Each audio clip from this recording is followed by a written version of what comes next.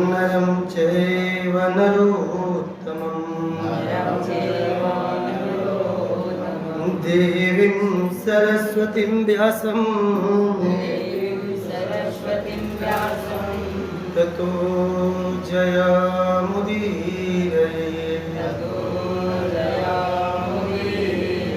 नष्टप्रायेषु अभद्रेषु नित्यं भागवत सेवया भगवती उत्तम श्लोके भक्तिर्भवति नैष्ठिकी कृष्णोक्त कीर्तन गान नर्तना बोली करो प्रोमृताम्बोनिधि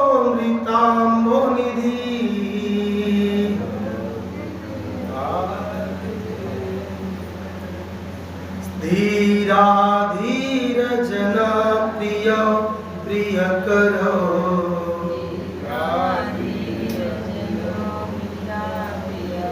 नहीं है अष्टकम नहीं है गोस्वामी वाला अष्टकम नहीं भेजा मैंने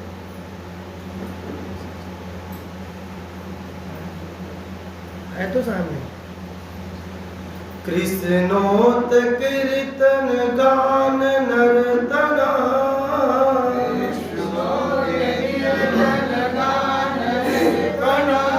करो प्रोमृताम्बोनिधि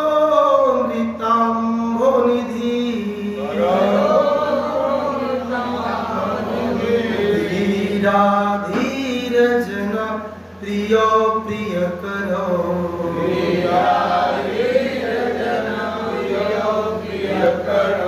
निर्मत्सर पूजितो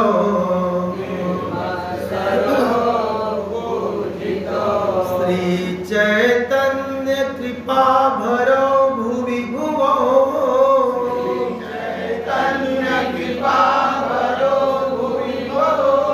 भारावहं तारको वन्दे रूप सनातन रघुजुगो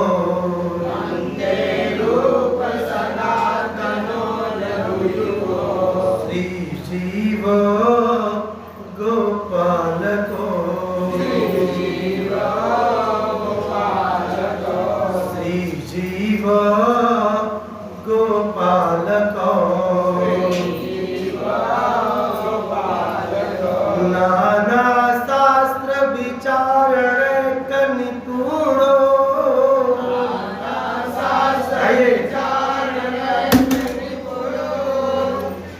सधर्म संस्थापको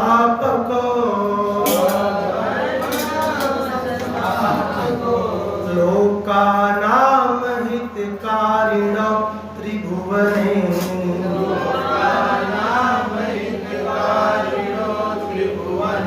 मानयो शरणया करो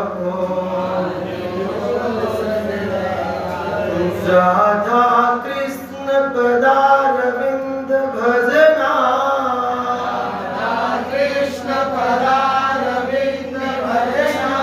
नंदेन तालिको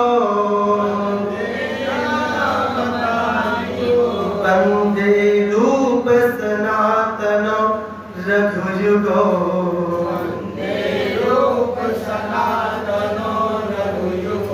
श्री जीव गोपालको श्री गौरांग गुणान वर्ण विधो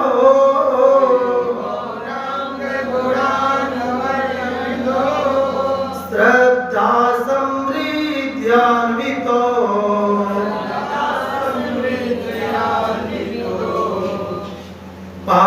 पापोतापनि कृन्तनो तनुभृता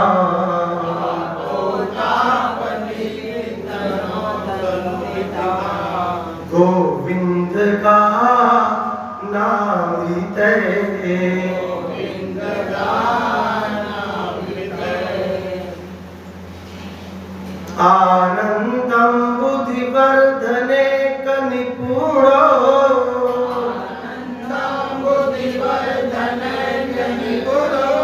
कैवल्य निस्तारको वंदे रूप सनातनो रघुजुगो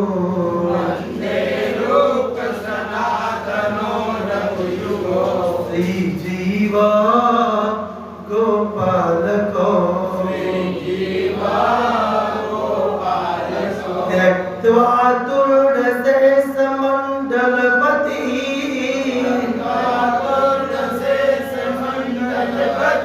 श्रेणीं सदा तुच्छः भूत्वा दीन गणेश कौ करुणया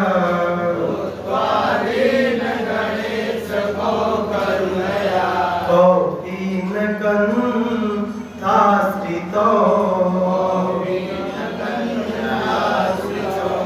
गोपी भावर सामृताब्धि लहरी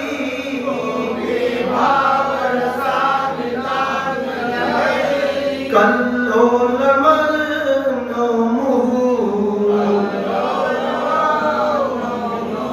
वंदे रूप सनातन रघुजुगो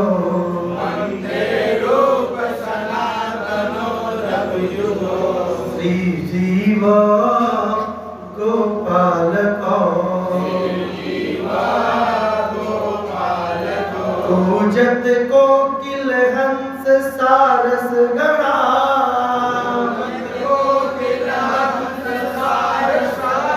किरणे मयूराकुले नाना रत्न निबद्ध मूल विटपा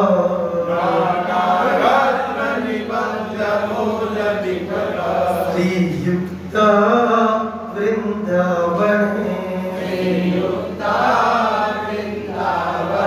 राधा कृष्ण महर्नि संप्रभजतो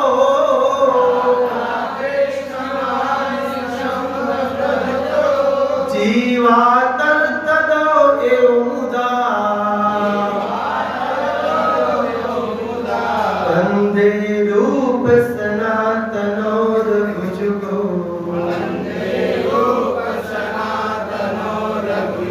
श्री जीव गोपालको शंखा पूर्वक नाम गानन तिथि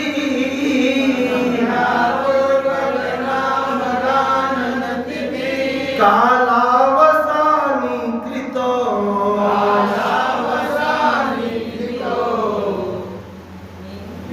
निद्रा निद्रा आहार विहार कादि विचितो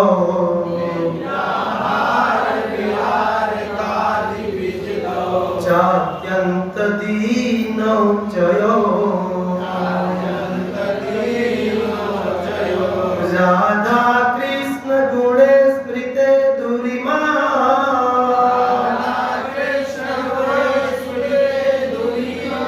नंदेन सम्मोहितो वंदे रूप सनातनो रघुजुगो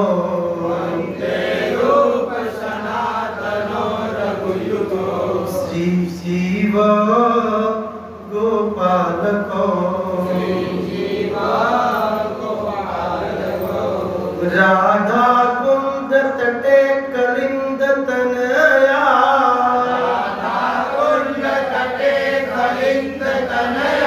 तीरे चवंसी वटे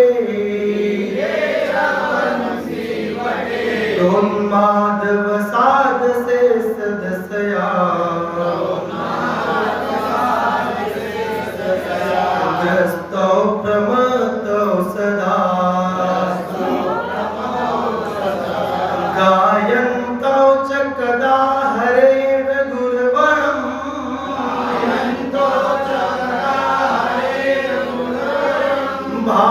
भावाविभूतो मुदा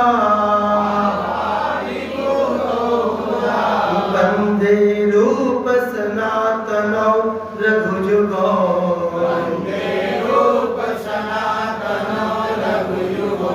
श्री जीव गोपाल को हे राधे ब्रज देवी के चलली ते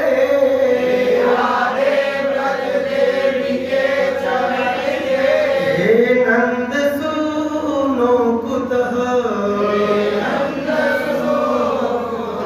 श्री गोवर्धन कल्प पादप तले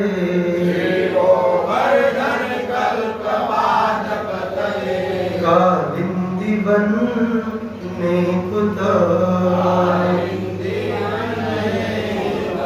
हो संताविति सर्वतो ब्रजपुरे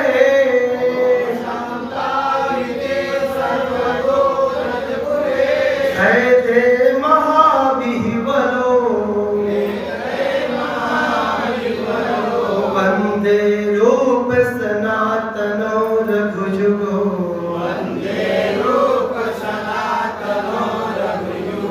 श्री जीव गोपाल को नमो महावरण्य कृष्ण प्रेम प्रदायते कृष्णाय कृष्ण चैतन्य नामिने गौरवत्विषे नमः। जय श्री कृष्ण चैतन्य प्रभु नित्यानंद श्री अद्वैत गदाधर श्रीवासादि गौर भक्तवृंद हरे कृष्णा कृष्णा कृष्णा हरे हरे हरे राम राम राम हरे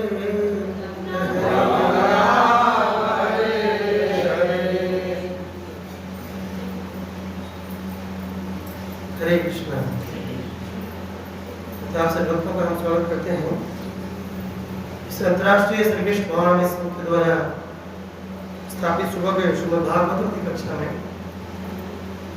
और आप सभी वैष्णव एवं वैष्णवी माताओं से दया और कृपा की याचना करता हूँ कि आप आशीर्वाद दीजिए ताकि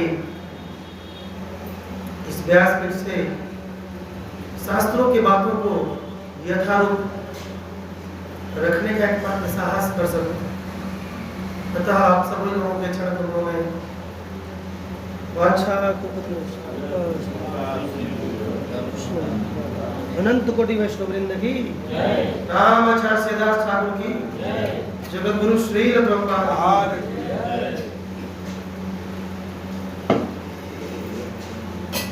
चाहे गौर प्रेमानंद प्रभुपाद कहते हैं कि किसी वैष्णव के जीवन में कोई उत्सव आते हैं, आदमी को बिल्कुल उत्साहित होना चाहिए।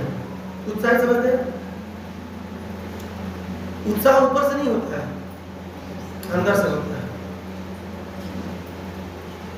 और जो व्यक्ति कितना उत्साह में है, उत्साह मतलब नहीं दूसरे का को चढ़ जाना दे, इट नॉट लाइक दैट। उत्साह मतलब ऐसा नहीं दूसरे को डिस्टर्ब करना, नो। उत्साह का मतलब होता है कि कोई भी चीज को करने में उसमें समाहित हो जाना, समाहित इन द सेंस निवेशित हो जाना। सेवा कोई भी हो, चैंटिंग कर रहा है तो बिल्कुल बोझ समझ के नहीं, क्या करना है, जो भला करना है ना, अभी नहीं हुआ है ना, ऐसे लाइक दिस। क्योंकि उत्साह भक्ति के लिए बहुत जरूरी है। अगर भक्ति में उत्साह ही नहीं होगा तो भक्ति क्या हो जाएगा? और श्रीपाद रूप गोस्वामी नेक्टर ऑफ डिवोशन में, नेक्टर ऑफ इंस्ट्रक्शंस में कहते हैं 4 नंबर श्लोक में, उत्साह निश्चया धैर्या तत् तत् कर्म प्रवर्तना संग त्यागात् सतो वृत्ते शतवी भक्ति प्रसीद्यति। सुने हैं सब लोग, कभी सुने ही होंगे। तो पहला शब्द क्या है? 6 गुण होते हैं भक्ति को वर्धन करने के लिए। पहला गुण उत्साह। भक्ति जगत में उत्साह बहुत जरूरी है। उत्साह नहीं होगा तो क्या कहते हैं? उत्साह होगा तो भक्ति प्रसिद्धि बढ़ेगी, और उत्साह नहीं होगा तो स्लो हो जाएगी, शोक हो जाएगा वो, है कि नहीं? इसलिए उत्सव क्यों मनाया जाता है? अपने उत्साह को बूस्टअप करने के लिए, इंक्रीमेंट करने के लिए, बढ़ाने के लिए। और उसी प्रकार आज उत्सव है बहुत ही सुंदर, जिसकी रोटी हम खाते हैं, स्पेशली जो भागवत बोलते हैं, वेद व्यास जी का जन्म महामहोत्सव है। और सनातन गोस्वामी जी का आज तिरुभाव तिथि महामहोत्सव है। आज पूरे ब्रज के लोग मुंडन करवाते हैं, और आज की पूर्णिमा को मुंडन पूर्णिमा के नाम से जाना जाता है। और पूरे गोवर्धन की तलहटी में इतने प्रसाद का वितरण होता है। इस्कॉन वृंदावन के द्वारा भी प्रसाद वितरण होता है। साथ ही साथ प्रसाद की बहार आ जाती है गोवर्धन की तलहटी में। क्यों? सनातन गोस्वामी वृंदावन से चलकर मथुरा जाते थे, मथुरा मधुकरी करके गोवर्धन परिक्रमा करते थे, अपना वृंदावन डेली के काम थे, एवरी डे। जैसे हिजोलिनेस वृंदावन चंद महाराज हर एक एकादशी को गोवर्धन परिक्रमा करते हैं। महाराज बोल रहे थे कि मैं हर एक एकादशी करता हूँ, और रोज वृंदावन की परिक्रमा करते हैं। हर एक एकादशी को गोवर्धन की परिक्रमा करते हैं, एवरी डे वृंदावन की परिक्रमा, और एकादशी के दिन गोवर्धन। ये भक्तों का निष्ठा है, गोवर्धन के प्रति, वृंदावन धाम के प्रति प्रेम है, क्योंकि अपने पैरों से भी चल के धाम की सेवा करी जा सकती है।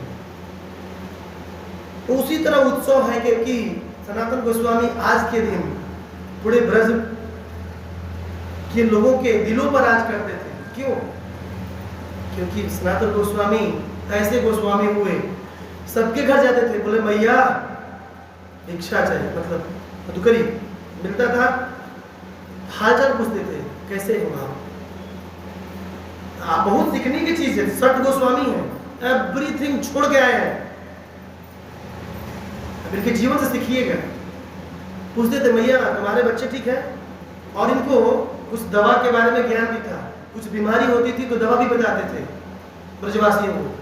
इसलिए ब्रजवासी आज के दिन सनातन गोस्वामी को याद करते हुए क्या करते हैं? मुंडन पूर्णिमा के रूप में क्या करते हैं? सेलिब्रेट करते हैं।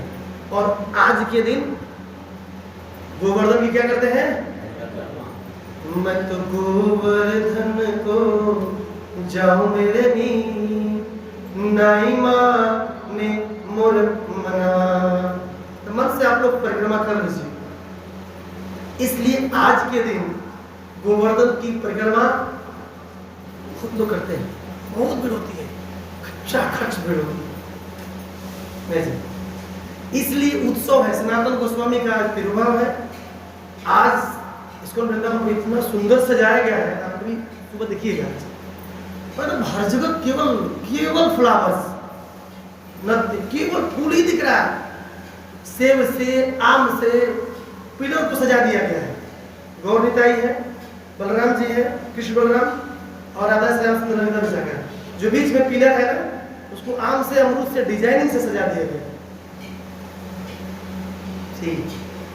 ये जब वैष्णव सनातन गोस्वामी जैसे महान आचार्य का जब तिरुभाव होता है, this is one of the best festival. Krishna Janmashtami आप मनाए ना मनाए कोई फर्क नहीं पड़ता, लेकिन आचार्यों का जब तिरुभाव और भर मनाते हैं क्योंकि आचार्य अपने हृदय में कृष्णा को बसा कर रखते हैं, आपको दे सकते हैं। इसलिए that is the most important कि ऐसे आचार्यों का, जिनकी रोटी हम खा रहे हैं, जिनके बनाए हुए मंदिरों का दर्शन करके अपने जीवन को क्या करते हैं, कृतार्थ करते हैं, साथ ही साथ जिनके लिखे हुए ग्रंथों को पढ़ करके कुछ बोलने का प्रयास करते हैं। थोड़ा सा इमेजिन करिए, क्या हम ऋणी नहीं है? हम अपनी वाणी से, इंद्रियों से आदि से सेवा करके उनसे आज के दिन कृपा और याचना की भीख मांग सकते हैं कि हे सनातन, हे वेदव्यास जी, आज आपका जन्मदिन है, कृपा करके, और आपका आज आप नित्य लीला लवंग मंजरी, रति मंजरी के रूप में आप हे सनातन आप गोलोक में चले गए, तो आप वहीं से कृपा करिए कि मेरा भी डेस्टिनेशन वही गोलोक वृंदावन है। और जो ऊपर का आदमी कृपा करता है ना, उठा सकता है, नहीं उठा सकता है, ऊपर से उठाएगा ना, डूबते हुए आदमी को कैसे उठाना होगा? We are sinking in this material world. हम सभी लोग इस भौतिक जगत में क्या है, डूब रहे हैं कि क्या कर रहे हैं? तो जो ऊपर है वही उठाएगा ना। तो ऊपर कौन है? वेद व्यास जी, सनातन गोस्वामी, हमारे आचार्य, और ऊपर से ऐसे पकड़ेंगे और उठाकर सीधा बैक होम, बैक टू। इसलिए उत्सव हमें सेलिब्रेट करना चाहिए। और वेद व्यास जी ने क्या निधि दिया है, 4 वेद, 17 पुराण, 108 उपनिषद, अरण्यक, संहिता, महाभारत। इमेजिन, इतनी सारी ग्रंथ वेद व्यास जी ने संकलित करके हमको दे दिए कि लोग पढ़ो और अपना क्या करो, धार करो। हम तो पढ़ते ही हैं रोज, परंतु आज उनका जन्मदिन है, आज के दिन हम थोड़ा सा उनके बारे में सुनने का प्रयास करेंगे कि वेद व्यास जी को प्रणाम करेंगे, वेद व्यास जी का जन्म कैसे होता है यही जानेंगे।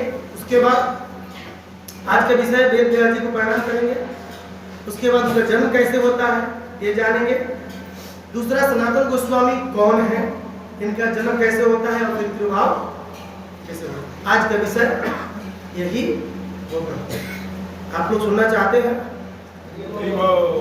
प्रसाद रेडी है, चिंता न करिए, अभी से इंडिकेशन मिल रहा है, तो बोलिएगा। नमस्ते विशाल बुद्धे,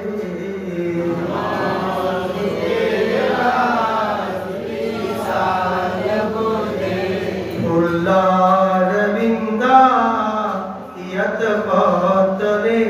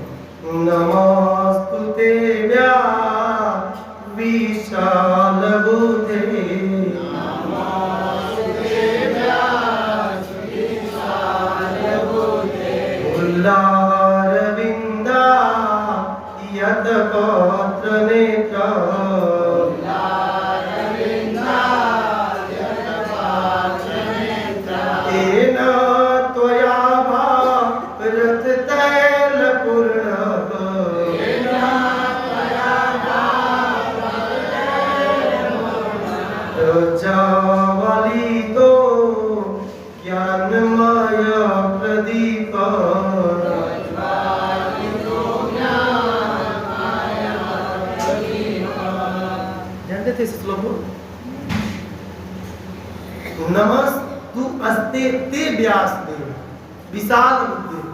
हे व्यास देव, मैं आपको सादर नमस्कार करता हूँ। तो प्रश्न उठे कि व्यास देव कैसे हैं? विशाल बुद्धि। हमारी बुद्धि कैसी है? तो व्यास देव की बोलिए तो भाई, अगर आपकी विशाल है तो विशाल बोल सकते हैं, मुझे प्रॉब्लम नहीं है। व्यास देव से हमारी भी इतनी है, ऋतु से नहीं है, खत्म है। तो उनसे बुद्धि आ रही है। विशाल बुद्धि का मतलब होता है जिन्होंने पूरे शास्त्रों को संकलित करके हमें दिया है। वेद आप लिख सकते हैं, फिर वेदांत तो सूत्र दिया, वेद नहीं समझ पाए तो सूत्र बन गए, सूत्र के रूप में था तो ब्रह्म जिज्ञासा जन्मादस्य तो ऐसे ये सूत्र है वेदांत का। और क्या दिया? सब उपनिषद। अच्छा एक मिनट, कितने उपनिषद है हमारे वैदिक साहित्य में? आपका 108 उपनिषद, अरण्यक, संहिता, स्मृति, महाभारत, 1 लाख श्लोक है महाभारत में। सोचिए, पुराण 16 पुराण दिए, उसके बाद 17 पुराण श्रीमद् भागवत। आप लोग कहते हैं श्री चैतन्य महाप्रभु मतमिदम प्रेमा कुमर्थो।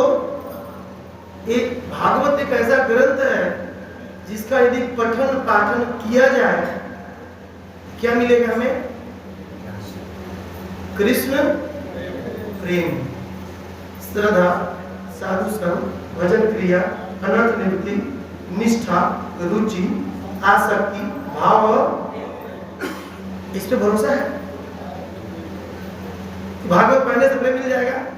क्योंकि भगवान ने कहा है, भगवान कहते हैं ददामी बुद्धि योगम तम तेषां सतत युक्तानां भजताम प्रीति पूर्वकम। जो मेरा अर्जुन प्रीति पूर्वक भजन करता है, ददामी बुद्धि योगम, उसको मैं बुद्धि योग में रखता हूं। मतलब उसकी बुद्धि ठिकाने पे होती है। ठिकाने समझते हैं? बुद्धि ये समझ पाती है कि क्या करना है और क्या अकार्य है और क्या कार्य है। दोनों को डिस्क्रिमिनेट कर सकते हैं, ऐसी बुद्धि देते हैं। ऐसी बुद्धि नहीं देंगे कि एक नौकरी है 2-4 नौकरी और मिल जाए।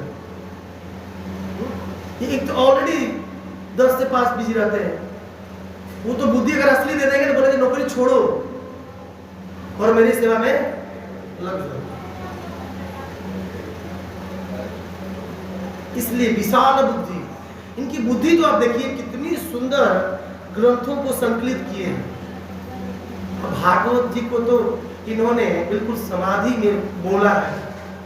इसलिए आचार्य कहते हैं कि भागवत समाधि का ग्रंथ है। क्या चीज का? भागवत सुनने से समाधि लग सकती है। क्या बोलेंगे समाधि मतलब प्रभु जी? Like this? नहीं। समाधि का मतलब होता है जिसकी बुद्धि उस कथा से, कृष्ण रस से, कृष्ण कथा से कहीं और, केवल कृष्ण कथा, कृष्ण नाम में लगी हो, दैट इज समाधि। ये भागवत करा सकता है। क्या लीजिएगा? एग्जाम्पल परीक्षित महाराज 4 दिन 4 रात कथा सुनने के बाद सुखदेव जी बोलते हैं, गुरु जी है ना, परीक्षित कुछ नाश्ता पानी जलपान 4 दिन 4 रात से सुन रहे हो, कुछ तो पानी उन्हीं पी लो। नहीं लगता है ऐसे? लगा वो भी व्याख्या नहीं, केवल श्लोक पे श्लोक चल रहा है। एक श्लोक के बाद 1 2 3 4 5 18,000 श्लोक। तो परीक्षित समझ पा रहे हैं। इससे आप समझ सकते हैं कितने महान राजर्षि हैं परीक्षित महाराज। राज ऋषि हैं। एक होते हैं देवर्षि, महर्षि और राज ऋषि। तो देवर्षि महर्षि आप सभी लोग जानते हैं। राज ऋषि जो राजा होते हैं परंतु ऋषियों की तरह जीवन यापन होता है, जैसे अम्बरीश महाराज। अम्बरीश महाराज इतने सुंदर डिवोटी हैं भगवान के। वृंदावन में अम्बरीश महाराज की कथा चल रही है, नवम स्कंद में। तो कल गुणाकेश प्रभु जी सुना रहे थे। जानते गुणाकेश प्रभु को? कितना माला करते हैं संदीप प्रभु?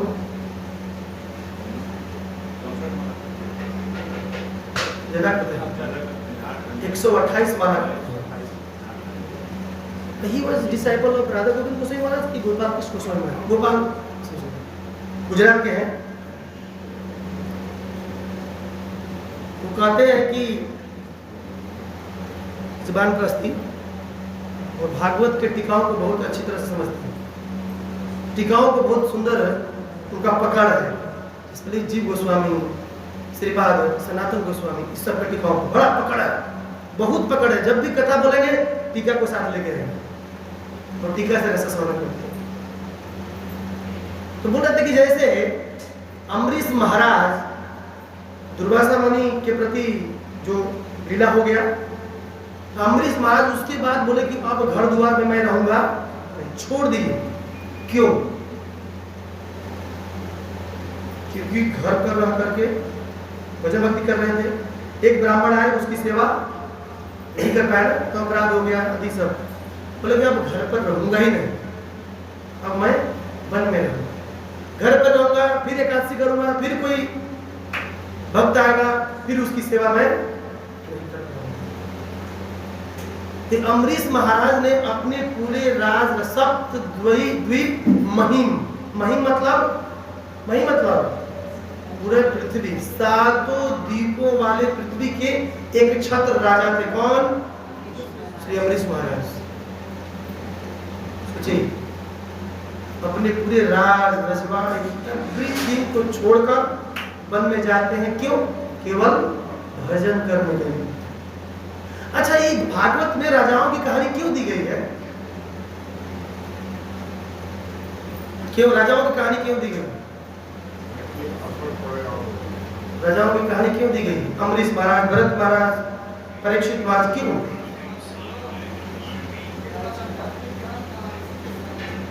क्यों दी गई राजा महाराजा की कहानी? नवम स्कंद तक केवल राजा महाराजा ही चल रहे हैं। क्यों? क्यों? उन्होंने उस पद पे होते हुए भी ये भगवान की भक्ति की। That is the point. ये कोई नहीं कह सकता है कि हम गृहस्थ में हैं, हम तो बाल बच्चे वाले हैं। नहीं, कितनी पत्नियां थी अम्बरीश महाराज को? हजारों हजार पत्नियां थी, एक दो नहीं, तीन। और किसी पत्नी को जबरदस्ती नहीं बोले कि तू भजन करो, खुद करते थे। सबे मन कृष्ण पदार बिंदु, सभी इंद्रियों से। अरे इतने बड़े राजा होकर के अपने हाथों से मंदिर का मार्जन करते थे। और इस तरह से पत्नी भी लग जाती थी सेवा। तो कहने का तात्पर्य यह है कि ये भागवत में जो राजाओं महाराजाओं की कहानी है, हमें सिखाने के लिए कि हम भी जो राजा बन रहे हैं ना, हम भी तो राजा हैं, कहीं ना कहीं के राजा हैं। तो जो राजापन का जो अभिमान है, अहंकार है, उसको हटाना है और दास बनकर भगवान की भक्ति। सिद्धांत बड़ी सुंदर बात कहते हैं। जब कभी मंदिर आए, भजन भक्ति करें, भक्तों के संग में बैठे, तो जो दुनिया का जो पदवी है, जैसे जूता चप्पल निकालते हैं मंदिर के बाहर, उसी तरह उस पदवी को बाहर निकाल कर अंदर प्रवेश करना चाहिए। दासानु, जब इस भाव से अंदर आएंगे तो क्या होगा कि कभी कोई यदि कुछ कह भी देता है तो कोई फर्क पड़ने वाला। बोले भाई हम तो दास हैं, दास को तो लात से मारो। आस्लस्वा पादरताम पिनष्टुमाम मम अर्हताम दर्शनात् यथा तथा वा विदधातु लंपटो मद प्राणनाथस्तु स एव नात्र। शिष्टाष्टकम का 7वां श्लोक। राधा रानी के भाव में महाप्रभु कहते हैं, हे कन्हैया आप मुझे आलिंगन करो, चाहे मुझे पिनष्टु अपने पैरों से कुचल दो, परंतु आप ही मेरे प्राणनाथ हो, रहोगे। दैट इज शुद्ध भक्ति। ये सब जो श्लोक है सिस्टर का, ये प्योर भक्ति के लिए दिया गया है, करने के लिए। इसलिए विशाल बुद्धि। और कहते हैं, इनका दूसरा देते हैं, फुल्लार विंदा यतपत्र नेत्रे, इनकी आंखें कमल की पंखुड़ियों के समान है। भगवान के अवतार है। इदम भागवतम नाम पुराणम ब्रह्म सनितम उत्तम श्लोक चरितम चकार भगवान ऋषि। ऋषि के अवतार में कौन आए हैं? साक्षात वेदव्यास। निःश्रेषाय लोकस्य धन्यम स्वस्ति अयनम महत्। 1:3:40 पढ़िएगा।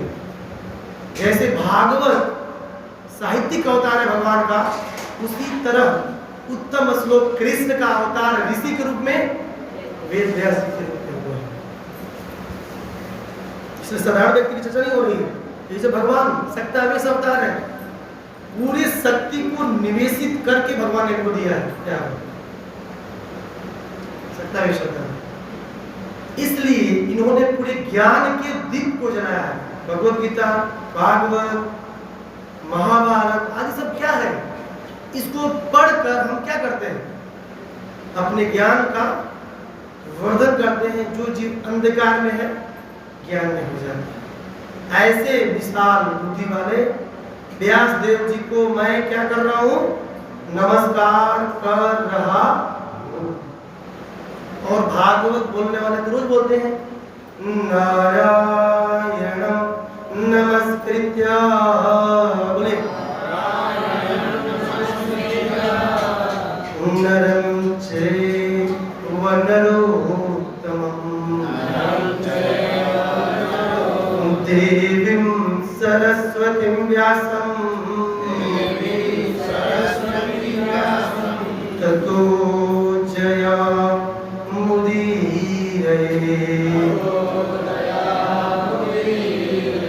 जानते श्लोक 1, 2, 4 भागवत जी का श्लोक है। नारायण नमस्कृत्य, नर नारायण को प्रणाम कर रहे हैं जो बद्रिका आश्रम में। नारायण नमस्कृत्यम नरम चैव नरोत्तमम देवीं सरस्वती मैया को प्रणाम कर रहे हैं। देवीं सरस्वती व्यासम, व्यास देव जी को प्रणाम करते तो भागवत बोलना प्रारंभ किया जाता। यही व्यास देव जी का प्रणाम मंत्र है। आइए हम व्यास देव जी के जन्म के बारे में सुनते हैं। थोड़ा सा बुद्धि ऊपर कर लीजिएगा, क्योंकि एक श्लोक है भगवत गीता में, बोलिएगा जन्म कर्म च मे वदित्यम, बोलिए एवं यो वेत्ति तत्त्वतः त्यक्त्वा देहं पुनर्जन्म नैति मामेति सोऽर्जुन। बहुत सुंदर श्लोक है, 4थे अध्याय का 9वां नंबर भगवत गीता। इस श्लोक में यह बताया कि जो भगवान के जन्म कर्म कैसे होते हैं? दिव्य। दिव्य का मतलब क्या होता है? इस पर बताइए, what is the meaning of Divya? Divya का मतलब क्या समझते हैं? जल्दी। दिव्य का मतलब आध्यात्मिक। दिव्य का मतलब, दिव्य का मतलब राज प्रभु, दिव्य का मतलब, दिव्य का मतलब बताइए। दिव्य मतलब आप क्या समझते हैं? दिव्य का मतलब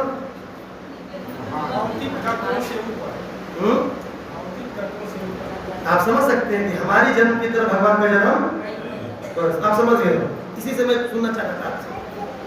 हमारे घर होता है तो यहाँ होता है, रोता है यहाँ। उनके घर नंद घर आनंद भयो जय कन्हैया लाल की, उनके घर साक्षात आनंद ही होते हैं। इसलिए कृपा करके आप थोड़ा सा विशाल बुद्धि कर लीजिएगा और बुद्धि ऊपर करके सुनिएगा। जो भी यहाँ पर सुनाया जा रहा है थोड़ा सा उच्च दृष्टि से सुनिएगा, क्योंकि आपको लगा ऐसा भी होता है। हाँ होता है, आध्यात्मिक जगत में कुछ भी हो सकता है। द्वापर युग की बात है। अब इनके जन्म की लीला पढ़ रहे, कैसे जन्म कराते हैं इनका। आज द्वापर युग की बात है। बहुत महान ऋषि हुए पराशर मुनि, जानते हैं आप लोग? पराशर मुनि ने एक स्मृति लिखा है, पराशर स्मृति।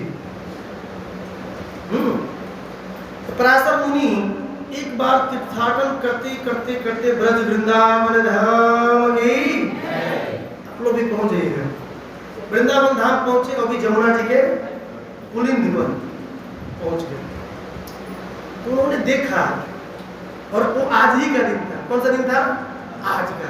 आज कौन सा तिथि है? आषाढ़ मास शुक्ल पक्ष और पूर्णिमा की तिथि। बिल्कुल यही घड़ी थी, यही काल था, यही समय था। और पराशर मुनि के मन में ऐसा भाव आया कि इस समय यदि कोई पुत्र प्रकट हो जाता है तो वह पुत्र पूरी दुनिया का क्या करेगा? कल्याण करेगा। जो जीव अंधकार में फंसे हुए हैं, अविद्या से ग्रसित हैं, उन जीवों का क्या हो सकता है?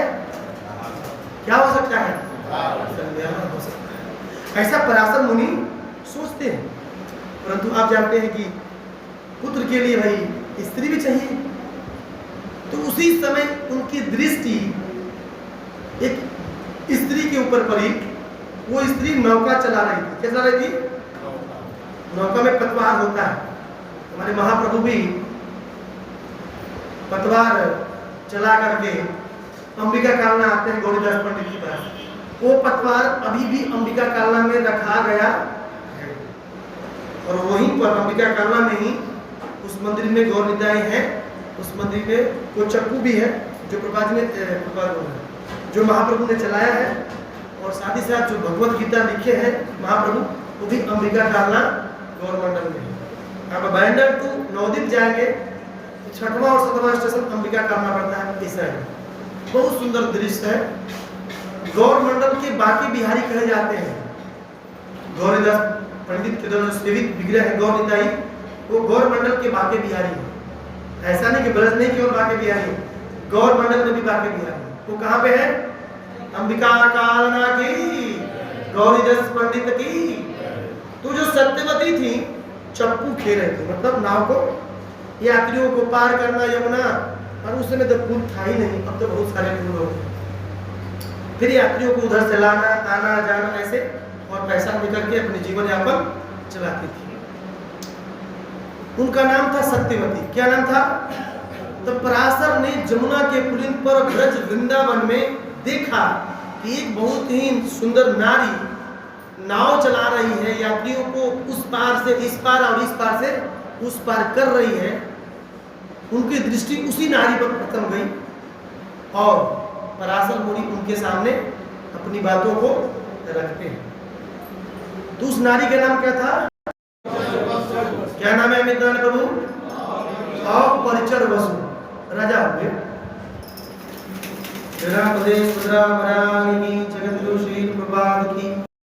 जाते से आते समय ही उनका जो स्पर्म था स्खलित हो गया। और उस स्पर्म को एक पर्णपुट में पत्ते का दोना बनाकर उसमें रख लिए और एक बाज को बोले, बाज राजा है भाई, इसलिए बोला थोड़ा सा विशाल बुद्धि कर लीजिए। बाज को बोले, बाज इधर आओ। सीधा जमुना जी के जल में गिरा। तो गिरा तो एक मछली खा गई। लेकिन राजा का वो शक्ति था, तो उस मछली खा गई। और एक मछुआरा था। मछुआरा क्या करते हैं? मछली मारने का काम करते हैं। जाल जमुना में फेंके, एक बहुत विशाल मछली आई, मछला, और खींचे घर ले आए, उसे काटे तो 2 जुड़वा संतान की प्राप्ति हुई। एक था लड़का और एक थी लड़की। ठीक है। जब मछुआरों ने देखा कि ये मछली के पेट के अंदर से लड़का और लड़की निकला है, तो राजा जो अपराजित वसु थे उनको इन्फॉर्म किया गया। पहले के ईमानदार लोग थे, मैनिपुलेट नहीं करते थे, ईमानदारी होती थी। तो राजा को खबर गया। राजा आए और उस कन्या को नहीं, उस पुत्र को लेकर के चले गए। केवल लेकर के चले गए पुत्र को, और कन्या को नहीं लिए, क्योंकि कन्या के शरीर से मछली का गंध आता था। तो राजा समझे कि इसको मैं अपने राजमहल में ले जाऊंगा, खामो खाम मछली का गंध सूंघता रहूंगा नहीं, इसलिए उसको छोड़ दिए उस मछुआरे घर पर। तो उस कन्या के शरीर से मछली का गंध आ रहा था, इसलिए उसका दूसरा नाम मत्स्य गंधा हुआ। ठीक है, क्या हो गया? मत्स्य गंधा हो गया। और जब उस कन्या का जन्म हुआ तो आकाशवाणी हुई थी कि ये कन्या आगे चलकर एक बहुत ही उत्तम पुत्र को प्रकट करेगी जो पूरी दुनिया के लिए बहुत बड़ा कल्याणकारी होगा। और यह कन्या केवल सत्य बोलेगी, झूठ नहीं बोलेगी, इसलिए उसका नाम क्या हो गया? सत्य है ना, पेचीदा है। तो वही सत्यवती अब बोले ये नाव क्यों चला रही थी? उसके पिताजी बूढ़ी हो गए, बुढ़ा गिरा, तो बूढ़ों को किसे काम करें? तो बेटी ही काम करके पिताजी को खाना पीना भोजन पानी चला रही थी। उसी सत्यवती के ऊपर पराशर मुनि का क्या पड़ा? दृष्टि पड़ा। पराशर मुनि ने तुरंत अपने प्रस्ताव को सामने रखा कि हे देवी, यदि तुम मेरी मदद करती हो, मेरा मदद करती हो एक पुत्र प्रकट करने में, तो ये जो काढ़ है, ये जो घड़ी है, इसमें कि ऐसे पुत्र की प्राप्ति होगी जो पूरी दुनिया के जो जीव बद्ध हैं, अविद्या में, अंधकार में फंसे हुए हैं, उनका कल्याण हो सकता है। तो कन्या सोच को मान पहचान क्या बोलते हैं उसको? मान न मान मैं तेरा महामान। कहाँ से आगे लबड़ो? ये यंग कन्या वो पराशर मुनि दाढ़ी बाबा, लेकिन बोले ठीक है आप कह रहे हैं, लेकिन 3 मेरा शर्त है। क्या शर्त है? मैं पुत्र प्रकट करूंगी, लेकिन मेरा कन्या को नष्ट, मतलब मैं कुंवारी ही रहना चाहती हूँ। पुत्र भी हो जाएगा लेकिन मैं कुंवारी ही। और यहाँ पर पहला, यहाँ पर अंधकार कर दीजिए, अंधकार हो गया। दूसरा, ये जो हमारे शरीर से मछली का गंध आ रहा है, इसको भी आप हटाइए। अब गंगा नदी बह रही तो उसमें हाथ धो लेती है मत्स्य गंधा। बोले मौका है, साधु कुछ भी कर सकता है। ये मछली की गंध सुनकर मैं भी परेशान हूँ, हटाओ इसको। और पराशर मुनि समर्थ है, समर्थ के नहीं होत गोसाई। समर्थ व्यक्ति कुछ भी कर सकता है। पराशर मुनि बोले ठीक है। और उसी समय एक पुत्र का प्रकट हुआ, जन्म लिया और देखते देखते बड़ा हो गया और अपनी माता पिता से बात करने लगा। इस भौतिक जगत के पुत्र ऐसा करते हैं, करते हैं यस? और लोग कुछ तो बोलिए भैया, नहीं करते हैं। बोलने लगे, बोले हे माँ। और पराशर मुनि तुरंत वहां से निकल गए। देखिए, साधु चलता वाला और पानी बहता वाला। साधु रुकेगा, पानी रुकेगी तो मच्छर पैदा, इसलिए परिवृक्ष का चार्य बोला जाता है, घूमते रहो, होगा ही नहीं प्रॉब्लम। इसलिए गोस्वामी जी, गोस्वामी गण, गोस्वामी इस पेड़ के नीचे, उस पेड़ के नीचे, ऐसे ही है, उस पेड़ के नीचे, इस पेड़ के नीचे, इस पेड़ के नीचे, इस पेड़ के नीचे, सोचिए चलते थे। नहीं तो आसक्ति हो जाती है। भर्तृहरि को जानते हैं? भर्तृहरि, यू नो भर्तृहरि, इन्होंने वैराग्य शतक लिखा है, श्रृंगार शतक लिखा है। भर्तृहरि इस महान राजा हुए राजस्थान के, उनको वैराग हो गया, सब कुछ छोड़कर वन में चले गए। और जानते हैं साधु के पास एक झोली होता है, ठीक है, और वन में रहने लगे पेड़ के नीचे। और उनका भांजा था, भगीना गोपीचंद, गुजरात का रहने वाला, वो भी साधु हो गया। वो भी गोपीन कंथा पहन करके, झोली मतलब इधर बगल में झोला लटका करके बने बन घूमने लगा। तो भर्तृहरि एक पेड़ के नीचे खूंटी लगी हुई थी, उसमें अपना झोला टांग दिए और चले गए गांव में कुछ मांग कर खाने के लिए, लाने के लिए, मधुकरी के लिए। उसी पेड़ के नीचे गोपीचंद रहता है और उसी खूंटी पर अपना झोला टांग दिया। अब भर्तृहरि आए, देखिए राजा है, सब कुछ छोड़ के आए हैं। बोले कि इस खूंटी पर तुमने क्यों टांगा? तो गोपीचंद बोला कि तुम्हारे बाप का है। इसे बोला, झगड़ा हो गया। गोपीचंद और भर्तृहरि दोनों लड़ाई करने लगे एक खूंटी के लिए कि मेरा खूंटी, मेरा पेड़, मेरा मेरा मेरा मेरा। एक बुढ़िया जा रही थी, बोली तुम कैसे साधु हो?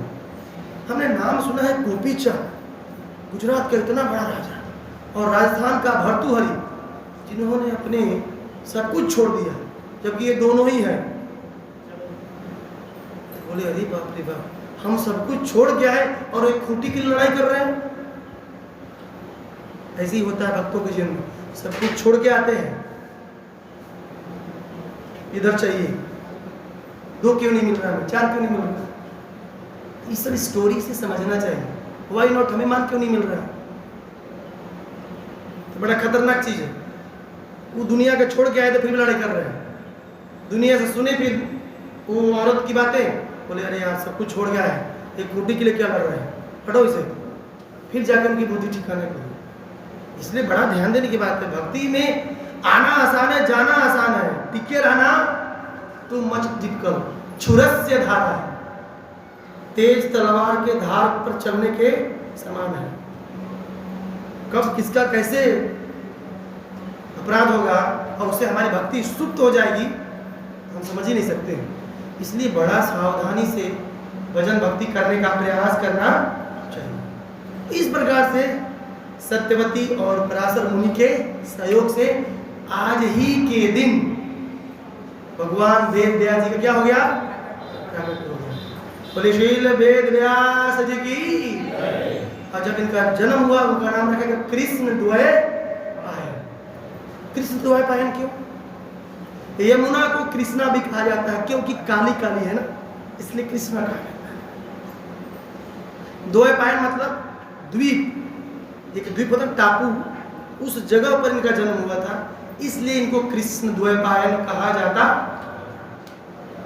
आज ही के दिन वेद व्यास जी का क्या हुआ है, प्राकट्य हुआ है।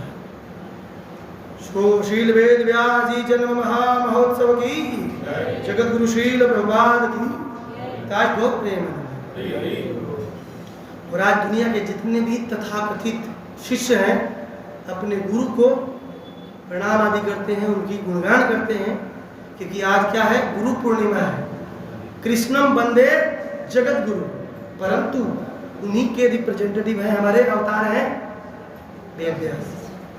इसलिए वेद व्यास जी हमारे सभी क्या है, क्या है, हमारे गुरु हैं। तो आज के दिन उनको प्रणाम आदि करने का प्रयास करना चाहिए ताकि हमारी भक्ति थोड़ा सा बढ़ सके और शास्त्र को समझ सके। क्योंकि शास्त्र समझ जाएंगे तो बहुत कुछ कल्याण हो सकता है। तो ऐसे वेद व्यास जी का आज ही के दिन आषाढ़ मास शुक्ल पक्ष कौन तिथि है, पूर्णिमा। आज चांद पूरी कड़ा में रहेगा, पूरी सौंदर्य बिखरेगा, बहुत सुंदर चांदनी निकल रही है इस समय। रात में उठ के देखिए बड़ी शीतलता होती है चांद में। चांद किसका देवता है, मन का। इसलिए मन बड़ा, चांद को आप देखिएगा तो मन बड़ी स्थिर हो जाता है,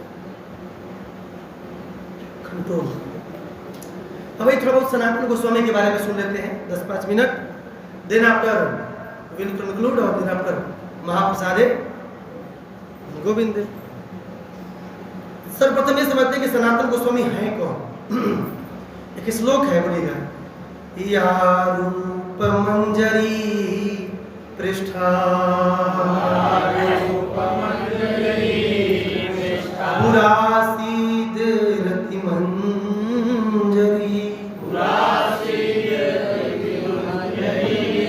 सोच्यते नाम भेदेन लवंग मंजरी बुधे।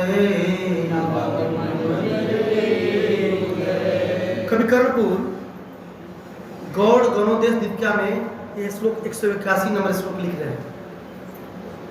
कहते हैं कि रूप मंजरी जो रूप गोस्वामी है, उनकी जो प्रिय सखी है उनका नाम है रति मंजरी और लवंग मंजरी। वही इस चैतन्य महाप्रभु की लीला में किस रूप में आते हैं, श्रीपाद सनातन गोस्वामी की रूप। अर्थात जो रति और लवंग मंजरी हैं गोलोक वृंदावन में, जो राधा कृष्ण के निवृत्त निकुंज में सेवा करती हैं, वही रति और लवंग मंजरी का सम्मिलित आवेशित रूप है सनातन गोस्वामी। तो प्रश्न सीधा हो, मंजरी किसे कहते हैं भाई, ये मंजरी कौन होती है? कृष्ण हो गए टॉप पे, कृष्ण की सेवा राधा रानी करती हैं, राधा रानी की सेवा 8 सखियां करती हैं।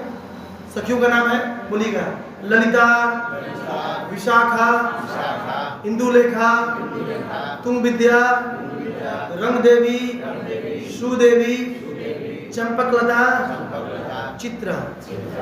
वही 8 सखी बरसाना के चारों तरफ उनका गांव है। दोराएंगे गांव का नाम?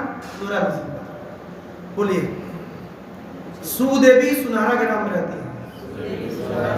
ललिता सखी ऊंचा गांव में रहती है। उसके बाद इंदुलेखा अंजनौक गांव में रहती है। बोलिए तो, अंजनौक गांव में रहती है। विशाखा सखी कमाई गांव में रहती है। चंपकलता करहला गांव में रहती है।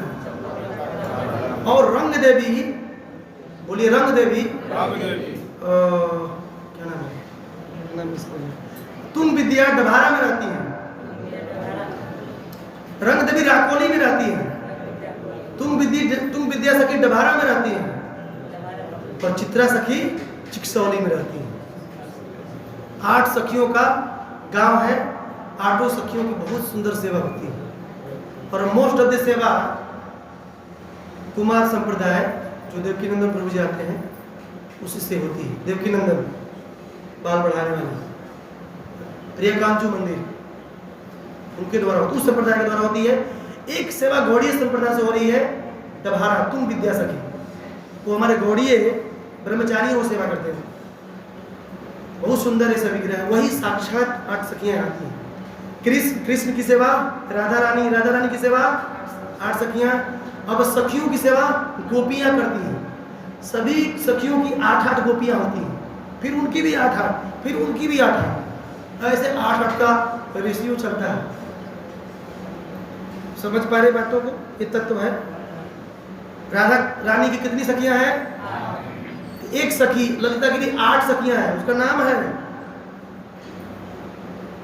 फिर ललिता की 8 सखी हैं, तो उन 8 सखियों में से प्रत्येक सखियों का 8-8 सखियां हैं। ऐसे क्रम चलता है।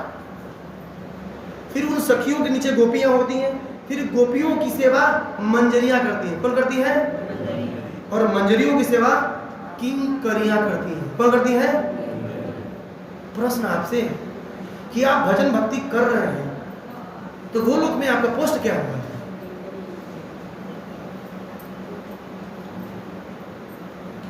किंकरी।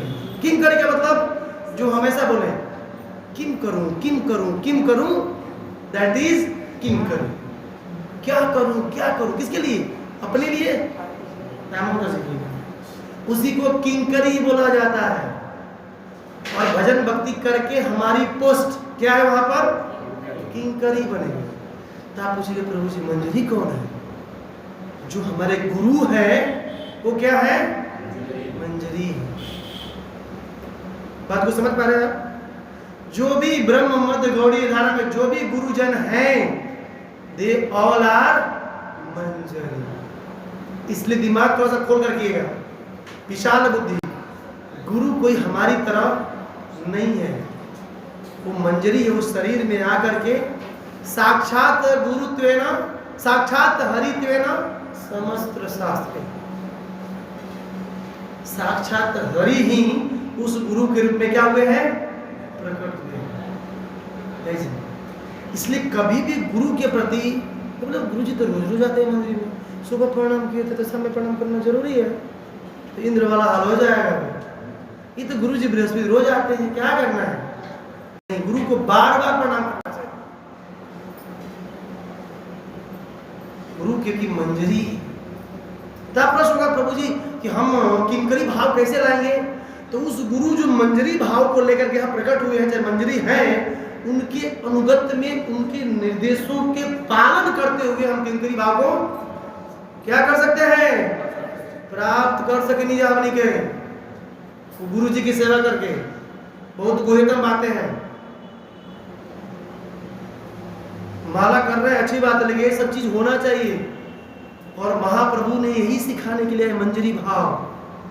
और जो भी सन्यासी हमारे अभी विद्यमान हैं, बाद में उनका मंजरी स्वरूप प्रकट हो जाएगा। ध्यान दीजिएगा, भक्ति सिद्धांत तक प्रकट हो गया है। नयन मणि मंजरी हो गई है।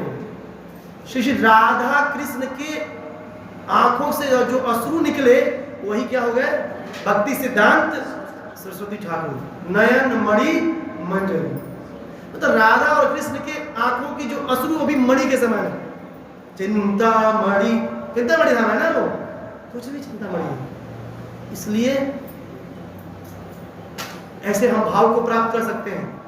चैंटिंग करते हुए किंकरी भाव रखना चाहिए। हे गुरु जी, हे गुरुजन, हे गुरुदेव, हम आपके अनुगत्य में रहकर भक्ति करना चाहती हूँ, चाहे चाहता हूँ।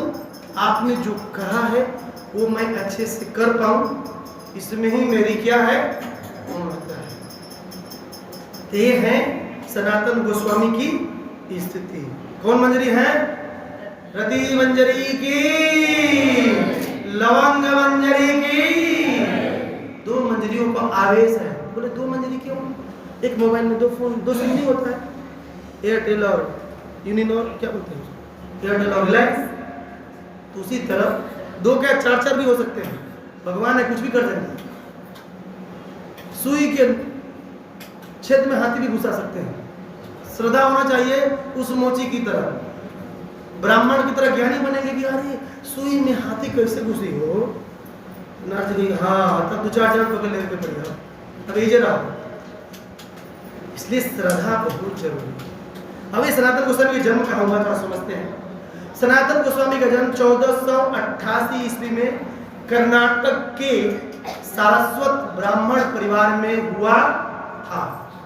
इनके पिता का नाम कुमारदेव है। इनके दो भाई हैं, श्री संतोष जिनको रूप गोस्वामी कहा जाता है, और श्री बल्लभ जिन्हें अनुपम कहा जाता। दो भाई है ना, इनके पास दो भाई हैं, इनको लेके तीन भाई। तो रूप गोस्वामी को संतोष और बल्लभ अनुपम को कहते हैं। आगे चलकर ये तीनों भाई अपने नाना गौर मंडल में, नाना रहते थे मामा, फिर तो मामा के गांव पढ़ने चले जाते हैं। तो मामा के यहाँ पढ़ाई करने चले गए, पठन पाठन। और उस समय गौर मंडल क्षेत्र अध्यात्म के क्षेत्र में बहुत आगे था। न्याय, व्याकरण, अलंकार आदि पठन पाठन के लिए बहुत उत्कृष्ट स्थान नवदीप माना जाता था। वहाँ गए, पठन पाठन करने लगे। पठन पाठन करते करते करते उस समय नवाब हुसैन शाह उस बंगाल के क्या थे, नवाब हुआ करते थे। जब हमारा देश क्या था उस समय, अंग्रेजों का नहीं, राजाओं महाराजाओं क्या था, गुलाम था, इस तरह से। तो उसके बाद ये लोग इतने अच्छे थे रूप सनातन कि सब लोग इनकी प्रशंसा करते थे, सबकी मदद करते थे, सबका टेक केयर करते थे। कोई भी समस्या होती थी उसका सोल्व कर देते थे। तो सबके दिलों पर राज करते थे। देखिए जीव दो जगह राज कर सकता है, दिल पर, नहीं तो फिर दिमाग वाला निकल भी सकता है, दिल वाला घुसा तो निकलेगा नहीं। इसलिए प्रयास करना चाहिए, प्रेम दे ददाती प्रतिगृहाती। प्रेम देंगे प्रेम मिलेगा। जगत सुदेश बजरा मनानी भक्त सुदर्शन की, जगत गुरु शील प्रभुपाद की, हिताय गौर प्रेम ददाती प्रतिगृहाती। प्रेम देंगे प्रेम मिलेगा, नहीं देंगे नहीं मिलेगा। वो भी ऐसा है, चाहे आप कहीं भी रहें, प्रेम करेंगे तो आपको प्रेम दिया जाएगा। ये सिस्टम है। यदि आप जो बोए हैं वही आप काटेंगे। ठीक है। उसके बाद नवाब हुसैन शाह समझा कि भाई कौन दो आदमी है, उसको बुलाया, आओ इधर। राजा था, बुलाए, बोले भाई मेरे यहाँ काम करो, नहीं काम करोगे तो मैं हिंदुओं को काट दूंगा, मार दूंगा, जितने भी हिंदुओं का मंदिर है मैं सबको बर्बाद कर दूंगा, तहस नहस कर दूंगा। ये लोग थे ब्राह्मण थे। बोले हम दो लोग यदि नौकरी पर लग जाएंगे तो इतने सारे वैष्णव सेफ हो सकते हैं। देख रहे हैं कितना सेक्रीफाइस है रूप सनातन का। अभी रूप सनातन नहीं है, क्या है, संतोष और अमर है और बल्लभ है। संतोष रूप गोस्वामी का नाम हुआ, अमर सनातन गोस्वामी का नाम हुआ, और बल्लभ अनुपम जी का नाम। अनुपम जी का बल्लभ बाद में नाम हुआ। ये तीन भाई। एक भाई जो अनुपम है बल्लभ थे, घर पर आ गए और रूप सनातन ड्यूटी करने लगे। क्या बन गए, प्रधानमंत्री और वित्त मंत्री। क्या बन गए, और इनका नाम मिला दाबीर खास और शाकिर मलिक। शाकिर मलिक सनातन का गोस्वामी बन गए और दाबीर खास रूप गोस्वामी बन गए। और लेखा जोखा करने लगे सब राजपाट का। इनको वैराग कैसे होता है देखिएगा। एक दिन उस समय महाप्रभु संन्यास लेकर गंभीरा में वास कर रहे हैं। ये लोग रामकेली में नवाब के यहाँ सेवा कर रहे हैं। वीरेंद्र प्रभु जी रामकेली में चले गए रूप सनातन, और एक दिन हिसाब करते करते 12-1-2 रात बज गई। इनका सेवक आया तो बोले कुछ चाहिए? बोला हाँ थोड़ा सा नींबू का जूस बना दो मीठा, ताकि हम पीना चाहते हैं। लाइट कटी हुई थी, अंधकार था। वो गया किचन में और चीनी की जगह मैदा घोल करके इनको दे दिया। ये लोग पी भी गए।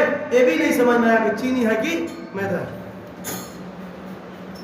कितनी बड़ी आसक्ति है, कितना आवेशित था मन सेवा में।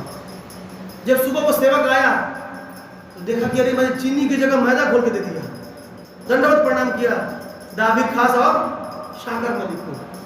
बोला क्षमा करना, मैंने रात में ना चीनी की जगह मैदा घोल के दे दिया। हाँ मैदा, हम तो पी गए। समझ में नहीं आया कि गुलाब जामुन था कि रसगुल्ला था कि नमकीन था, खा गए। समझ में नहीं आया इन्हें। तब वो लोग समझे अरे इतनी बड़ी आसक्ति है हम लोग, हमें यही नहीं समझ में आया कि मैदा और चीनी में अंतर क्या होता है। तब उनको धीरे धीरे वैराग होना शुरू हुआ और एक पत्र लिखते हैं महाप्रभु को। महाप्रभु पत्र से जवाब देते हैं कि आप जहां हो वहीं रहो, मैं बहुत जल्दी आप लोगों का क्या करूंगा, उद्धार करूंगा। और एक बार महाप्रभु गंभीरा से वृंदावन के लिए चल देते हैं। 4000 डिवोटी और राम के लिए आते हैं। तो राम के लिए आकर के गंगा जी के तट पर चुपचाप बैठे रहते हैं। हजारों भक्त उनसे मिलते हैं महाप्रभु से। और रात में दाभिद खास और साकर मलिक अपना भेष बदलकर मुख में तीर्ण रख करके दंडवत प्रणाम करते हैं। इनकी दैन्यता को देख करके महाप्रभु कहते हैं रे रूप और सनातन, मतलब नाम देंगे वहां पर कि आज से तुम लोगों का नाम क्या होगा, रूप और सनातन। तुम्हारे दैन्य देखे तारे हाथे मोरा मन, आज से तुम्हारा नाम रूप सनातन। ऐसे प्यार है चैतन्य भागवत चैतन्य में तुरंत दीक्षा दे दी, तुम्हारा नाम रूप और सनातन हो गया। बोले हे महाप्रभु, हम बहुत बड़े पापी हैं, ब्राह्मण होकर इस मांस खाने वाला, गाय खाने वाले की सेवा कर रहे हैं। ये जान के भी हम आपके अंश हैं, हम सेवा किसकी कर रहे हैं, एक यवन की, मलेक्ष की। महाप्रभु बोले कि अभी कुछ मत करो, अभी नवाब कुछ कर देगा, मार देगा। अभी तुम लोग क्या करो, चुपचाप एक आसक्त पर व्यसने नारी की तरह चुपचाप अच्छे से सेवा करो। पर व्यसने नारी समझते हैं, समझदार है, समझ रहे होंगे आप। उसको लगना नहीं चाहिए कि तुम्हारा मन हमारे में लगा। इतना सुंदर सेवा करो और धीरे धीरे एक दिन निकल जाना। लेकिन जिसको लगनी लग जाती है महाराज, उसको काम धंधा अच्छा लगता, ध्यान दीजिएगा, काटता है वो। तो सनातन गोस्वामी बड़े भाई, रूप गोस्वामी छोटे भाई। तो बड़े भाई का कर्तव्य है कि पहले रूप छोटे भाई को क्या करें। रूप गोस्वामी छुट्टी लेकर वृंदावन भाग गए। कहाँ चले गए, वृंदावन जाते हैं। तो महाप्रभु नहीं है तो प्रयागराज में आते हैं, महाप्रभु से मिलते हैं अड़ेल गांव में, और वहां पर 10 दिन महाप्रभु को प्रवचन करते हैं प्रयाग गंगा जी के तट पर, संगम के तट पर। और जैसे सदियों से बहती रही संगम बह रही है, महाप्रभु की वजह से वहां पर भक्ति रस की गंगा बहने लगी, जिसे रूप शिक्षा के नाम से जाना जाता। रूप गोस्वामी को 10 दिन शिक्षा दी। बोले रूप ऐसा करो, तुम जाओ वृंदावन चले गए। अब सनातन गोस्वामी यहीं पे है। बोले मेरा भाई तो चला गया, अब मैं कैसे जाऊंगा। सनातन गोस्वामी बोले कि ऐसा राजा, मुझे सिक लीव चाहिए, छुट्टी दे दो, बीमार हो गए हैं, थोड़ा सा पेट खराब हो गया है। तो छुट्टी लेकर के सनातन गोस्वामी घर पे आते हैं और भागवत पढ़ना शुरू करते हैं। तो कितना दिन छुट्टी होगा, 1 दिन, 2 दिन, 3 दिन, 4 दिन, 5 दिन, 6, 7, 8, 9, 10। राजा बोले कि सनातन कितना दिन बीमार हो गया, बीमार हो गया कि क्या हो गया, समझ में नहीं आता। पता करो तो भाई, अपने किसी मंत्री को भेजे। तो पता चला कि सनातन गोस्वामी व्यास पीठ पर बैठकर सभा लगी हुई है और भागवत बोल रहे हैं। तो मंत्री कह रहा है कि महाराज वो बीमार नहीं है, वो तो बिल्कुल सही आदमी है। तो राजा बोलते हैं तुम सनातन आ जाओ, साकर मणि जल्दी आ जाओ। नहीं जाते हैं, उनको जबरदस्ती ले जा करके सनातन बोलते हैं मुझे काम नहीं करना है तुम्हारा। बोला मैं तुम्हें मार दूंगा। बोला तुम मुझे काट दो, लेकिन हम तुम्हारी सेवा नहीं करने वाला। और इस तरह सनातन गोस्वामी नवाब हुसैन के बाद नहीं माने और उसको जेल में डाल दिया। परंतु रूप गोस्वामी कई लाख सोने की मोहरे हर महीने कमाते थे। कुछ सोने के मोहरे सनातन गोस्वामी को दे करके चले गए थे कि भैया कुछ जरूरत पड़ेगी तो घूस घास दे करके यहाँ से निकलिएगा। अब जानते हैं लक्ष्मी में बड़ा पावर होता है। जेलर को पटा लिए कि तुम भी यवन हम भी साकर मली, भाई भाई हो गए ना। कितना ये बहुत सुंदर बातें हैं। सनातन गोस्वामी इतनी सुंदर बातें कह रहे हैं, तुम भी मुसलमान हम भी मुसलमान, कुछ पैसा ले लो ना, 100 सोने की मोहरे ले लो और मुझे छोड़ दो। बोला 100 से नहीं, 200 चलेगा। इनके पास 700 सोने की मोहरे थी। बोले ऐसा ना 600 ले लो, सब दे दीजिए लेकिन मुझे छोड़ दो। कैसे? प्लान मैं बताऊँ। सनातन गोस्वामी प्लान बताते हैं कि मुझे जंजीर में पकड़कर शौच आदि के लिए जमुना गंगा जी के किनारे ले चलना और मैं गंगा जी में कूद कर भाग जाऊंगा। तुम बोल देना कि मैं शौच आदि के लिए सनातन गोस्वामी को ले गया था, वो जंजीर तोड़कर भाग गए हैं, तुमको भी राजा कुछ नहीं करेगा और हम भी हमारा भी काम, भगवान तुमको स्वर्ग देगा। ऐसे उनको बोल दिए, जन्नत देगा। मुसलमानों को तो जन्नत ही चाहिए, जन्नत मिलेगी। अब सनातन से भागने लगे वहाँ पर। निकलते हैं वहाँ से और उनके साथ ईशान ठाकुर नामक एक सेवक भी होते हैं। आते आते आते झारखंड और बिहार के बॉर्डर पर आते हैं। सोचिए एक बहुत सुंदर होटल रहता है, भूख लगी है, खाने जाते हैं, लेकिन होटल का मालिक भी चोर रहता है। वो ज्योतिष रखा रहता है, उस ज्योतिष से पता चलता है किसके पास क्या क्या है और वो जान जाता था, उसको खूब खातिर बातिर करता था और फिर उसको रात में मार करके पूरा धन लूट लेता था। तो सनातन गोस्वामी स्मार्ट भक्त यही बड़ा शत्रु। नमन जो बार बार नमन नमन करे तो समझिए कुछ नमन नमन में भेद है। एक चौपाई में कहते हैं तुलसीदास, ज्यादा खातिरबाजी हो रही मतलब कटने वाले हैं। सनातन गोस्वामी कह रहे भाई ये दीना बार बार बिना पूछे में पानी, चाय पानी, भोजन पानी, लस्सी आदि सब ला रहा है, क्या बात है? इतना खातिरबाजी तो आज तक मेरा नहीं हुआ है, कुछ तो कारण है।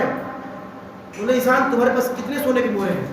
तो महाराज मेरे पास 100 है, ले आकर के 100 दे दो, ले आकर के मालिक को दे दो। बोला अच्छा किए आप लोग दे दी, तो आप लोग रात में आप लोग को हम काटने वाले थे और यही सोने की मोहर हम ले लेते हैं। लेकिन ईशान ने क्या किया कि 100 की जगह 99 मोहर दिया, एक अपने पॉकेट में धीरे से। तो फिर बोल रहे हैं, फिर वो खातिर बातिर कर रहा है। सनातन गोस्वामी कहते तुमने 100 का 100 दिया कि रखे हो? बोले मैं चालाक हूं ना, मैंने एक बचा लिया। ऐसा करो तुम मेरे साथ नहीं रह सकते, आउट, तुम जाओ गवर्नमेंट जाओ। मैं बैरागी बाबा और तुम संचित करके रखने वाला व्यक्ति मेरे साथ नहीं रह सकते। जैसे गोविंद घोष को हरि टकी के लिए महाप्रभु आउट कर दिए। बोले नहीं गोविंद घोष तुम शादी करो, जाकर जाओ शादी करो, गृहस्थ बनो, तुम संग्रह कर रहे हो, तुम ब्रह्मचारी नहीं हो सकते।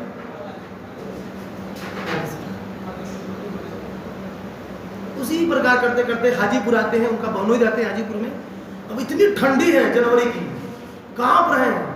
उनको बनोई ने घोड़ा का बिजनेस करते थे, घोड़ा समझते हैं ना, घोड़ा राजा के लिए खरीद कर वहां पर देते थे।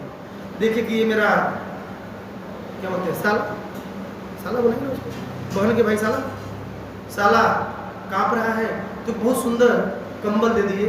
उस कंबल को लेकर सीधा बनारस आते हैं और बनारस चंद्रशेखर आचार्य के घर पर महाप्रभु रहते हैं, इमेजिन, और बाहर आकर चुपचाप उड़ करके बैठ जाते हैं। महाप्रभु बोलते हैं आचार्य बाहर जाओ, कोई एक शुद्ध भक्त बैठा हुआ है। तो चंद्रशेखर आचार्य घर पर गए, आप चंद्रशेखर आचार्य घर पर बनारस, कभी जाइए वहाँ पर।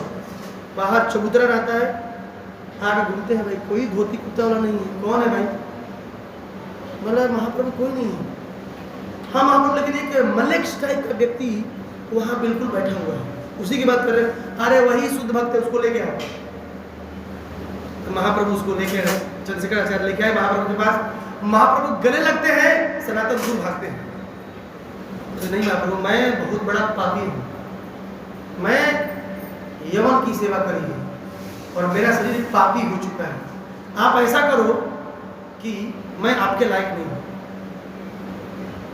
तो उनको अच्छा से स्नान आदि करवाए, है ना, बाल और सब मुड़वा दिए, दाढ़ी भी जो बड़ा था सब हटवा दिए, धोती उती सब पहन कर ठीक हो गया टकाटक। लेकिन कंबल नहीं छोड़ रहे हैं। तो महाप्रभु उस कंबल को बार बार देख रहे हैं। सनातन गोस्वामी समझ गए कि महाप्रभु भाई क्या बात है, बड़ा घुर को कंबल को देख रहे हैं, उस कंबल में कमी है कि ज्यादा है। सनातन गोस्वामी समझ गए कि महाप्रभु सोच रहे हैं कि ये सब कुछ छोड़ दिया, पद छोड़ा, घर छोड़ा, परिवार छोड़ा, लेकिन कंबल नहीं छोड़ पा रहा है भाई। अब सनातन गोस्वामी उस कंबल को लेकर काशी में गंगा जी के तट पर गए। एक भिखारी से बोलते हैं, ऐसा है कि अपना गुदड़ी दे दो, नया वाला, मतलब मजाक कर रहे हो बाबा, और सही बोल रहा हूँ, आप ले लो और उसको उठा लीजिए। जैसे गुदड़ी ओढ़ के आए, महाप्रभु फिर बोलने लगते हैं, एक बार रियल बैरागी, आप असली बैरागी। सनातन गोस्वामी को महाप्रभु 2 महीने तक, कितने महीने तक, 60 डेज में शास्त्रों के गुह्य ज्ञान को बताते हैं। सोचिए, सनातन गोस्वामी प्रश्न पूछते हैं, कृपा करिया दो मोरे, बोलिए करिया उद्धार,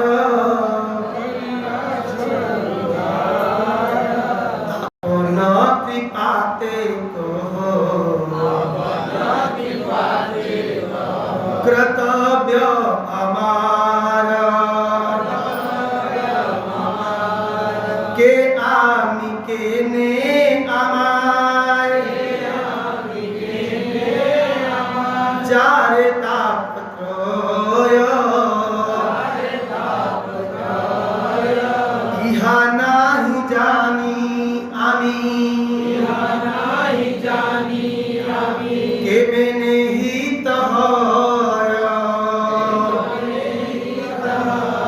साध्य साधन तत्व पूछीते ना जानी, कृपा करी सब तत्व कहत अपनी। ऐसा ही प्रश्न गुरु के पास जाकर पूछना चाहिए, के अमार, के आमी, ये गुरुदेव मैं कौन हूँ, कहाँ से आया हूँ, ये 3 ताप मुझे क्यों सता रहे हैं, वाह हमारा कर्तव्य क्या है। दिस काइंड ऑफ प्रश्न we should ask to the Gurudev. ये सनातन गोस्वामी अपने गुरु से, महाप्रभु से पूछ रहे हैं, मैं कौन हूँ, मेरे कर्तव्य क्या है। चेतन चेतन क्या है, आप बताइए साधन और साध्य क्या है। ये विषय बहुत बड़ा है, बहुत ह्यूज है सनातन शिक्षा। आप बताइए, सभी तत्व को बताइए मुझे जानना है। तब गुरुदेव बोलना शुरू करते हैं। हमारा क्या है, गुरुदेव आए हम ही शुरू अपना प्रवचन करते हैं। गुरुदेव ऐसा है कि एक जगह दूसरी फैक्ट्री लगी है, तीसरी जगह मकान बन रहा है, दिल्ली में भी हो गया, वृंदावन में भी, मायापुर में, हर जगह किराए पर चल रहा है महाराज। कोई चीज की कमी है नहीं, सब बाल बच्चे बचवा हो गया है, सब सेट हो गया है, एवरीथिंग इज सेटेड। महाराज जी के तब जाने का टाइम हो जा, ऐसा है कि टिकट का टाइम हो गया, चलते हैं, महाराज जी चले गए। आचार्य कहते हैं गुरुदेव से क्या पूछना चाहिए, ये सनातन शिक्षा बताती है। That is the point. अपना वैवट नहीं शुरू करना चाहिए कि गुरुदेव क्या नहीं मालूम है क्या कर रहे हैं आप, सब मालूम है। इसलिए सनातन शिक्षा बहुत इंपॉर्टेंट, कभी पढ़िएगा। इस प्रकार से इनकी बहुत सारी लीलाएं हैं, मैं तो लीलाओं में जा नहीं पाऊंगा। इनके प्राण धन है राधा मदन मोहन, और खुद राधा मदन गोपाल खुद बोलते हैं, सनातन मैं तुमसे सेवा लेना चाहता। आज ब्रज वृंदावन में, आदित्य टीला में, अगर आप वरा घाट से आगे जाएंगे तो मिलेगा क्या, कालिया वाला, क्या बोलते हैं उसको, कालिया वाला नहीं आते जहाँ लीला हुआ है, जहाँ कदम है, कालियादा से आगे जाएंगे थोड़ा सा तो बहुत सुंदर ऊंचे पर आदित्य टीला के ऊपर क्या है, मदन मोहन जी का मंदिर है और उसके जस्ट बगल में सनातन गोस्वामी की समाधि है। ऐसे सनातन गोस्वामी बहुत सुंदर सुंदर लीला करके एवरी डे गोवर्धन की परिक्रमा करते थे 90 की उम्र में। गोवर्धन साक्षात सामने खड़े हुए, ऐसा है सनातन, अब बंद करो, तुम्हारे लिए परिक्रमा नहीं है, तुम बूढ़े हो गए। और बोले ठीक है, तुम नहीं मानते तो मेरा एक चरण चिन्ह लेके जाओ और इसका तुम 4 बार परिक्रमा कर लोगे तो गोवर्धन की परिक्रमा का फल प्राप्त हो जाएगा। वो चरण चिन्ह जो गिरिराज जी का है वो भी श्री श्री राधा दामोदर मंदिर में रख रखे, उनका दर्शन करके परिक्रमा भी कर सकते हैं। ऐसे सनातन गोस्वामी का आज ही के दिन क्या हुआ, शरीर आज ही के दिन अपने नित्य लीला में रति और लौंग मंजरी के रूप में प्रवेश करें, श्री राधा कृष्ण के निवृत्त। इनकी लीला बहुत सुंदर है, बहुत सुंदर सुंदर शिक्षाएं हैं, बहुत कुछ हम लोग कह सकते हैं, हो सकते हैं। देखो टाइम का ज़्यादा हो गया, हम नहीं करेंगे। हम ऑलरेडी आपका 25 मिनट ले लिया हमने, उसको हम क्षमा प्रार्थी है। सुश्रीपाद सनातन गोस्वामी तिरुभावतिथि महामहोत्सव की जगत गुरु श्रील प्रभुपाद की जय। ताई गौर प्रेमानंदे। अच्छा अनंत कोटि वैष्णव वृंद की रामाचार्य से दर्शन।